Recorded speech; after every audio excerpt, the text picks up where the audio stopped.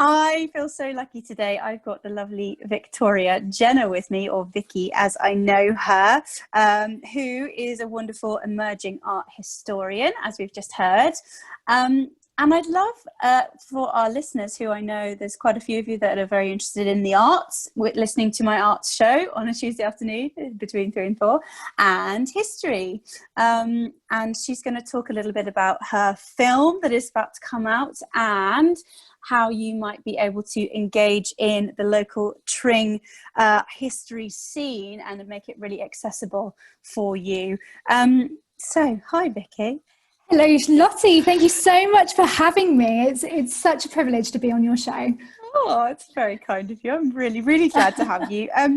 Should we give people a bit of context? Because I think that's quite nice as to how we know each other, because we do know each other, which is different from other guests. Yes. Well, we have a bit of a story, don't we, Lottie? A nice one, a very nice one. So we actually met years ago, didn't we? Probably around 15 years ago, when we actually trained at drama school together. Well, stage school, the local stage school in Aylesbury. So we are proper local girls. Yep. And so from that, really, I sort of got really involved with filmmaking and really trying to make what I find interesting accessible to everybody. So I sort of naturally worked my way into the film world, and this is sort of a result of all of these things pulled together. So I'm, as you very kindly say, I'm an emerging historian. I went to university. I went to the University of Exeter, but actually down in Cornwall. And since that time, I've just been really interested in capturing everything I find fascinating with the historic landscape and trying to make it as accessible and exciting for everybody. So this is sort of what the film does. It tries to make our historic landscape as interesting for people and sort of give them ideas of how they can get involved. And like you say, we're very much both local girls, and this is a lovely thing to talk about on Tring Radio, because you've had a kind of heavy involvement with Wadston Manor. That's not too far away. Everybody should go and check that out. We've got lots of happy memories of kind of running about Wadston Manor together, haven't we? And doing Indeed. Shakespeare and whatever bits. But there's so we did much Shakespeare in the aviary. Do you remember that? Yeah. And there's so much going on there. But obviously there's a big link to Tring through the Rothschild family.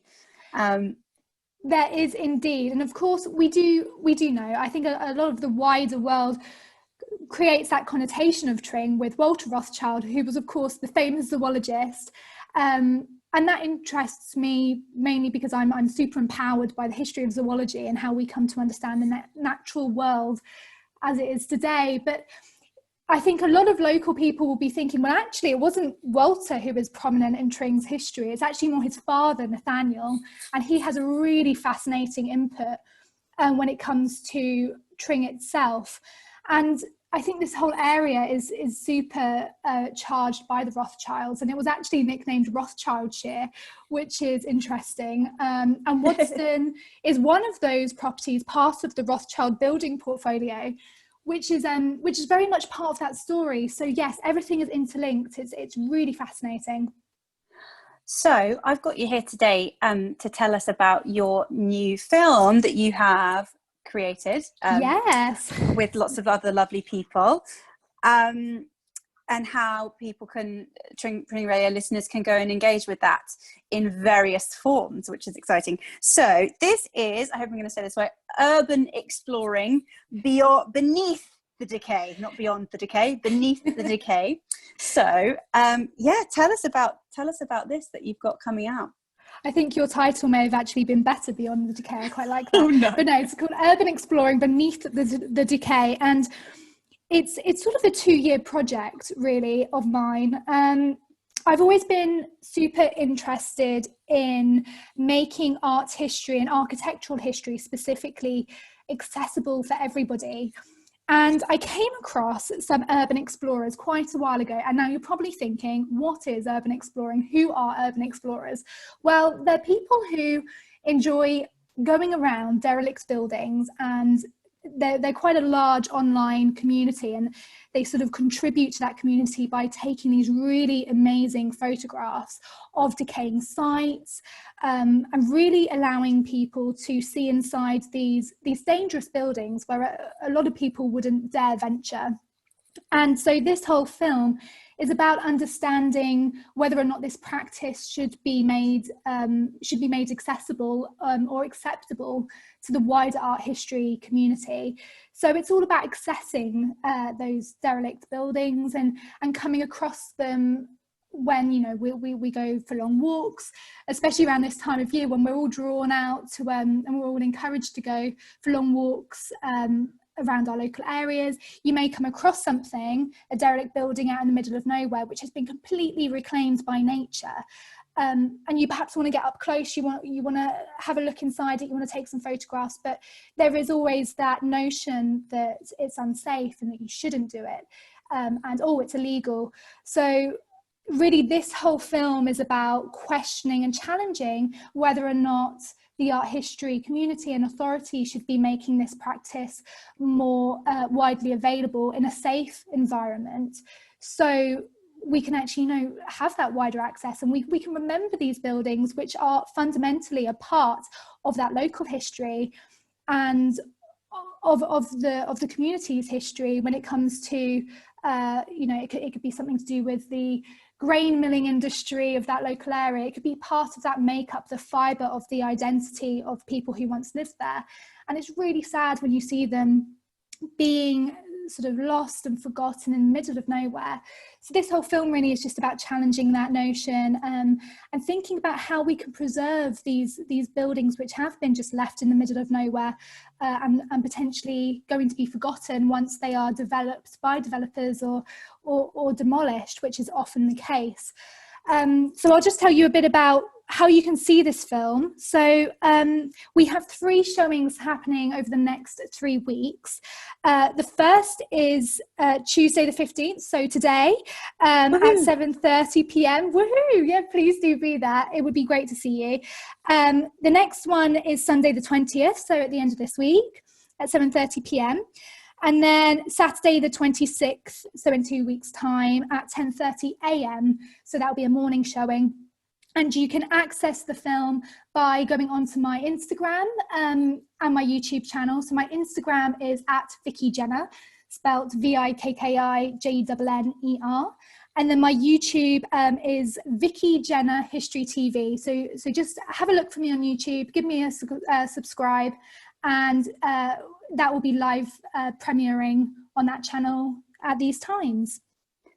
Amazing. I wish you could all see Vicky as I can, because she's so passionate about this, and you must go and check out that YouTube channel.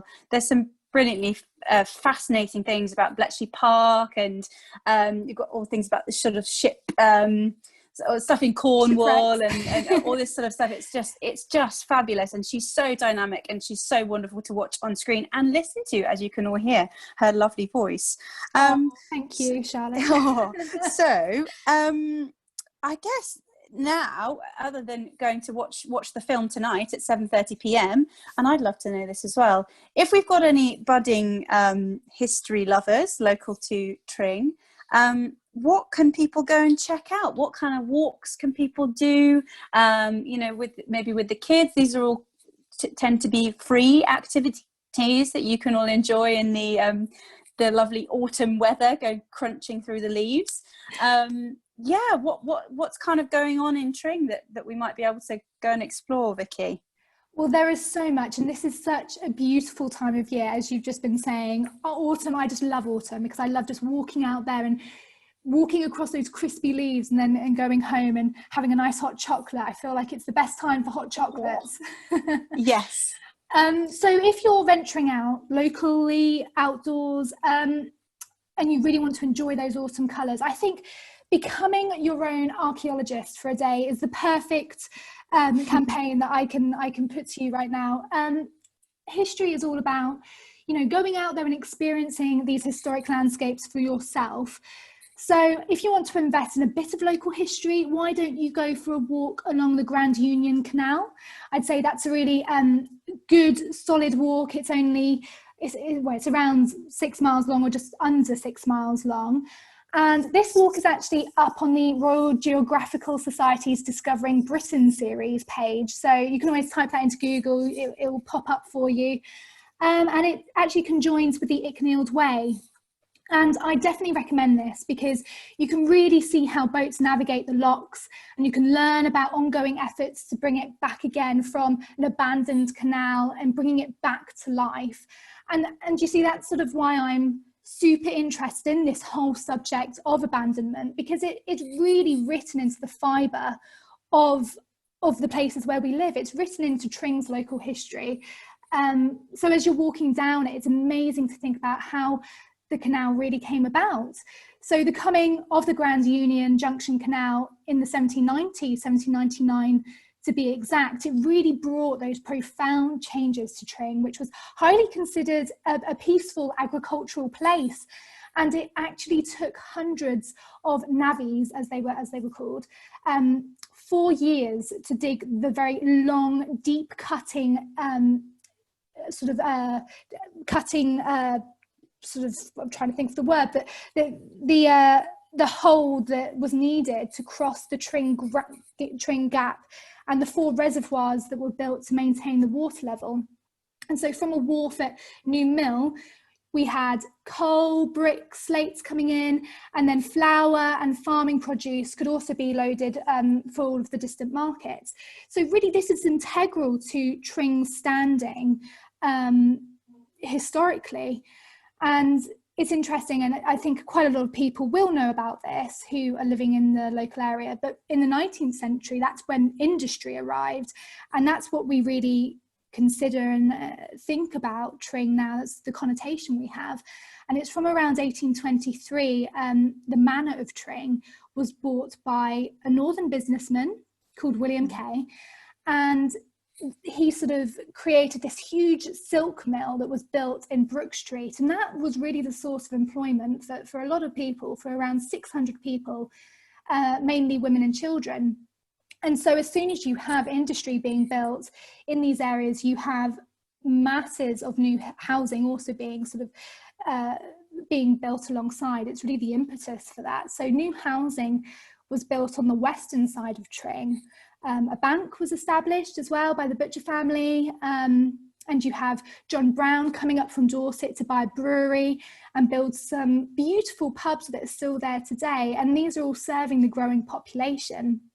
And so really, if you don't want to perhaps walk along the Junction Canal, you might then want to walk just through Tring itself, through the town, and visit those pubs. Why not? Hopefully, and I should probably say this in a safe way as well, also considering the pandemic, but they are absolutely beautiful pubs. And this is what I love about Tring. As soon as you walk through it and you actually just perhaps find a nice peaceful place and have a look at the different houses, really using your eye to engage with the visual vocabulary of those different buildings, you can, I think, like anyone, become accustomed to just walking along the street or walking around where you live, and just forgetting how beautiful it is, and forgetting the history embedded within the local makeup. So there are a few ideas for you anyway, and then definitely pick up a hot chocolate after you've done a lovely autumnal walk.